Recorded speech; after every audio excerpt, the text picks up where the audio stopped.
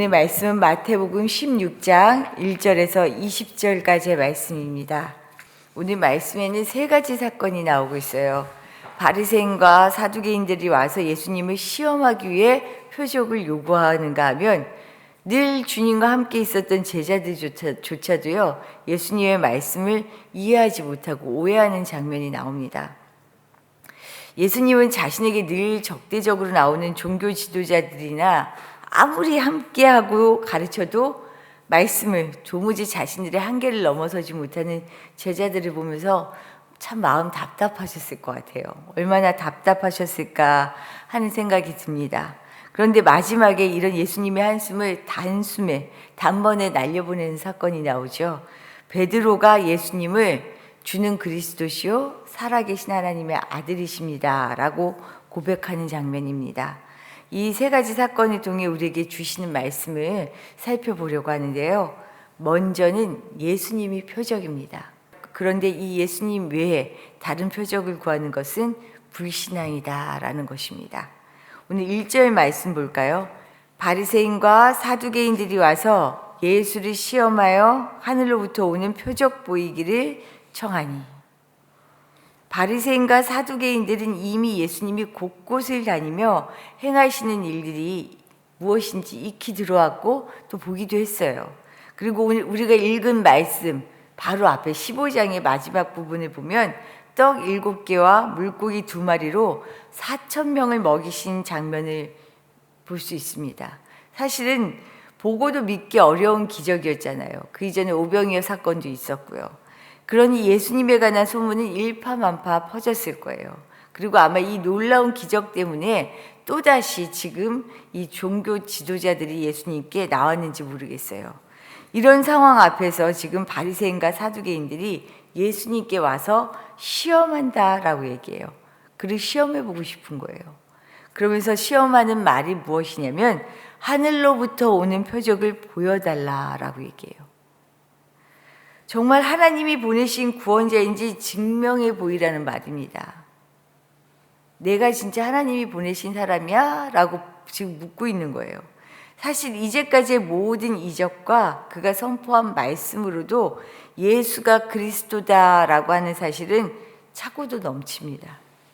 증명이 다 되었다라고 할 수 있어요. 그런데 이들은 지금 다른 표적을 보여달라고 그런 거예요. 진짜 표적.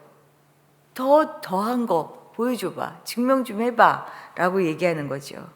이들이 이 표적을 요구하는 이유가 표적이 부족해서였을까요? 아니에요. 이들은 이미 믿지 않기로 작정했어요. 시험하기 위해 표적을 요구하죠. 이들의 마음에는요, 아무리 커다란 표적을 보여줘도요, 믿을 생각이 없어요. 믿을 마음이 없습니다. 간혹 우리 그런 거 있잖아요. 뭐 어떤 예전에 연예인이 외국에 좋은 대학을 나왔다 얘기하는데도 학교에서 그걸 증명하는데도 안 믿어요. 그거를 믿지 않기로 작정한 사람들은 믿을 수가 없는 거예요.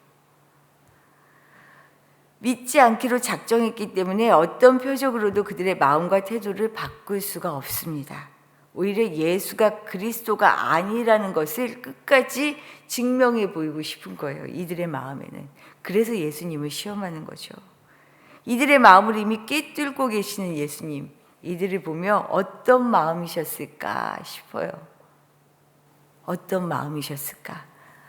이 마음이 진심이 내가 전하고자 하는 게 전해지지 않을 때 정말 사실 가슴 아프고 속상하고 답답하잖아요. 예수님이 그런 세월을 이 땅에서 당신의 일을 맡은 일을 하시면서 늘 경험했던 것 같아요. 그래서 이들의 마음을 되짚어 주십니다. 아침 저녁으로 하늘만 봐도 날이 좋을지 흐릴지 너희들 알지 않냐? 분별이 되지 않냐? 그런데 아직도 시대를 분별할 능력이 없는 거냐? 물어보셔요. 아직도 상황을 보면서 이게 무엇인지 모르겠느냐? 얘기하시는 거죠.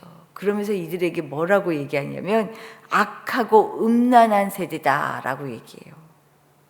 이들을 악하고 음란하다라고 말씀하신 것은요, 보고 싶어도 보지 못하기 때문이 아니라 보지 않기로 작정한 그 마음과 태도 때문에 악하고 음란하다라고 표현하는 거죠. 그래서 주님은 보아도 보지 못하고, 아니 보이는 것마저도 보지 못했다고 하는 판이니 이들에게 보여줄 표적은 없다라고 얘기해요.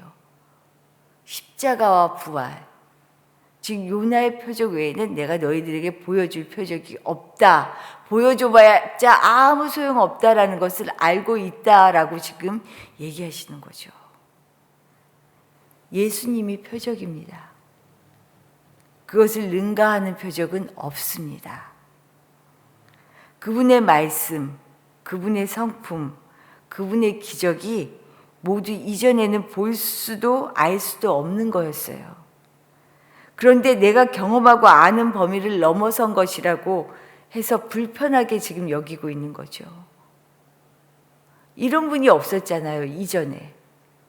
도무지 볼 수 없었던 기이한 현상들이 나타나고요. 말로는 반박할 수 없는 놀라운 말씀을 전하고 있어요. 이전에 자신들이 알고 있던 율법과 자신들이 생각했던 하나님의 범위를 넘어서고 있어요. 그러니까 당신은 틀렸어. 아니야 라고 얘기하는 거죠. 불편한 거예요. 자기들의 세계와 생각을 넘어선 예수가. 이것은 자기 생각, 자기 세계를 포기하지 않겠다, 내 뜻을 고수하겠다라는 의미입니다. 분명 사람의 힘과 영역으로 할 수 없으며 그 어떤 것으로도 반박할 수 없는 놀라운 말씀이지만 그 앞에서도 하나님의 역사를 인정하고 역사에 참여하기보다는요, 자기 생각과 수준 안에 머물겠다라고 하는 의지를 지금 확고히 갖추고 있다라는 거죠. 그런데 중요한 것은 이게 불신앙이에요. 종교 지도자들이 하나님을 믿지 않아서 불신앙이 아니죠. 믿었어요. 철저하게 믿으려고 애를 썼어요. 자기들이 생각하는 하나님을, 그런데 자기들의 생각 속에 자기들의 율법 안에 가두었다는 것. 이게 문제죠. 이것을 향해 불신앙이다라고 얘기해요. 이들 앞에서는 어떤 기적을 행해도 이 기적이 믿어지지 않을 거다라고 말씀하죠. 불신앙은 분명 하나님을 믿고 누구보다 신실한 신앙생활 가운데 떡하니 자리 잡고 있기 때문에 무섭고 두려운 일입니다. 우리가 오늘도 깨어 살지 않으면 불신앙으로 살아갈 수밖에 없어요. 그래서 우리의 고집, 우리의 생각 내려놓아야 하나님이 보인다라고 하는 이 진리를 오늘도 잘 깨닫고 주님을 잘 바라보고 캐치하며 살아갈 수 있기를 부탁드립니다. 두 번째로는요, 자기를 성찰하지 않으면 주님을 제대로 볼 수가 없습니다.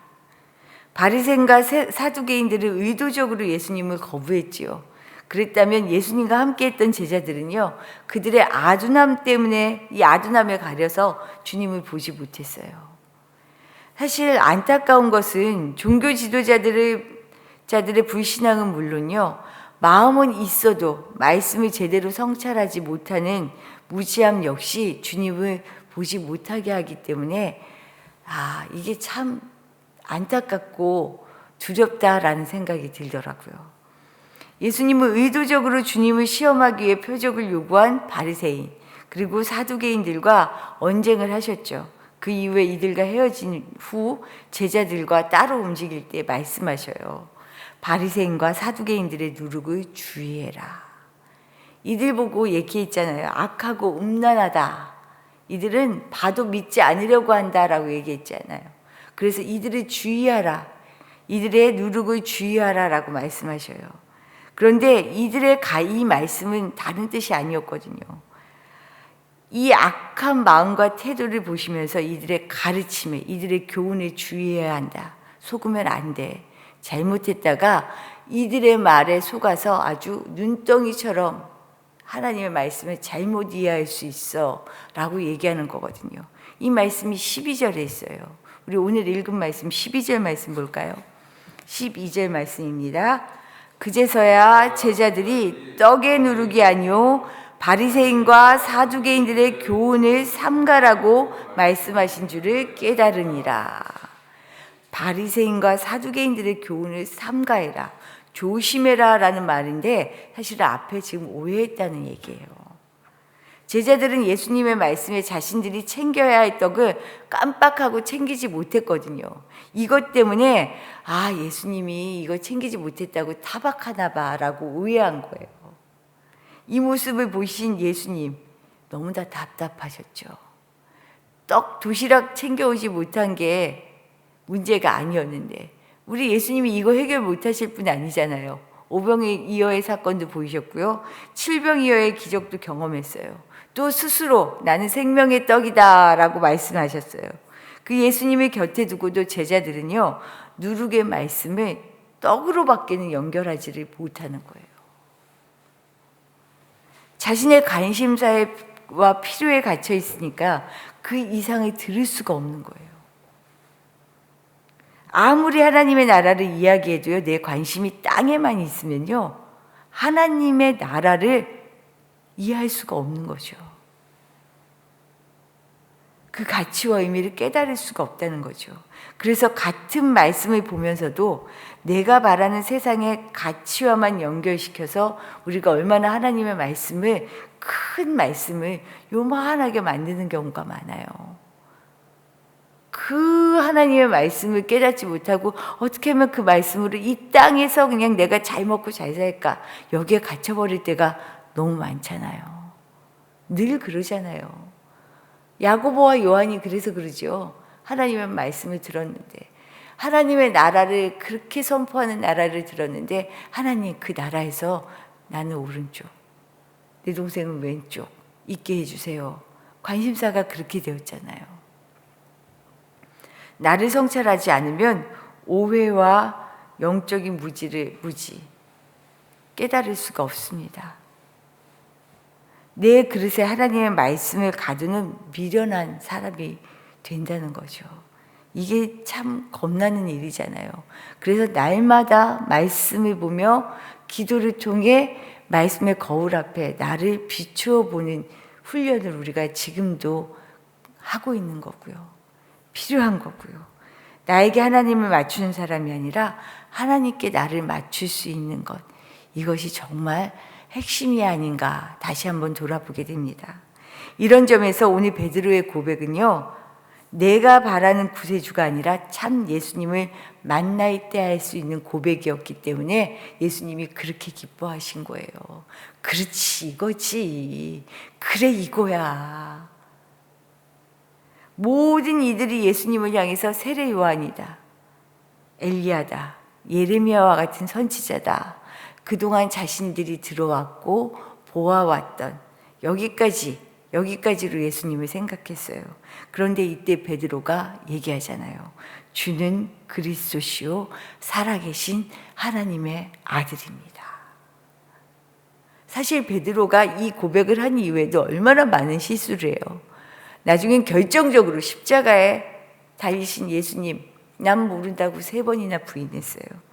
실수투성이인 베드로지만요, 주님을 바로 보려는 그의 마음과 믿음이 있었기에 할 수 있었고요, 그 마음이 있었기에 끝에 실수했지만 다시 돌이킬 수도 있었어요. 이것이 중요하지요. 나의 한계를 넘어서서 주님을 통하여 진짜 진리를 볼 수 있는 눈을 내게 주시옵소서. 나에게 분별할 수 있게 해주시옵소서. 이런 마음과 믿음, 태도가 그래서 중요한 것입니다. 우리도 나의 한계를 넘어 주님을 바라볼 수 있는 믿음을 오늘 구하실 수 있기를 바랍니다. 이것이 우리가 이 땅에서 하늘을 살아가는 비결이지요. 땅에서도 하늘을 살아가는 그 복을 오늘도 충만히 누리실 수 있기를 부탁드립니다. 주신 말씀 생각하며 기도하도록 할게요. 하나님, 우리는 조금 더 큰 거, 뭔가 기적적인 걸 늘 기대하게 되는데, 하나님, 예수님이 표적입니다. 예수님 외에 다른 기적을 구하는 것이 아니라 예수님이 주시는 이 놀라운 은혜와 사랑, 이것 없이 살아갈 수 없는 은혜 속에 내가 이미 있다라는 하나님, 이 믿음을 가지고 오늘도 오직 주님만 바라볼 수 있게 도와주시옵소서 기도하시고요. 하나님, 주님 제대로 볼 수 있었으면 좋겠습니다. 내 한계를 내 힘으로 넘어갈 수 없잖아요. 하나님이 주시는 힘, 성령님의 성찰 없이는 내가 주님을 볼 수가 없어요. 나의 성찰을 통하여 우리 성령님이 정말로 나를 보아야 할 것을 보고, 보지 않은 것을, 믿지 않아야 할 것을 분명히 쳐낼 수 있는 하나님, 그런 지혜로 살아갈 수 있게 도와주시옵소서 기도하시고, 오늘은 우리 자녀들을 위하여 기도하는 날입니다. 오늘부터 새로운 학기가 시작되었어요. 새롭게 학년이 시작되었죠. 우리 자녀들이 새 학기를 맞고 새로운 도전들을 시작하는 이 즈음에 우리 하나님께서 정말 함께 해주셔서 항상 동행하시는 주님을 누리며 살아갈 수 있게 해달라고 기도하시기를 부탁드립니다. 기도드리겠습니다.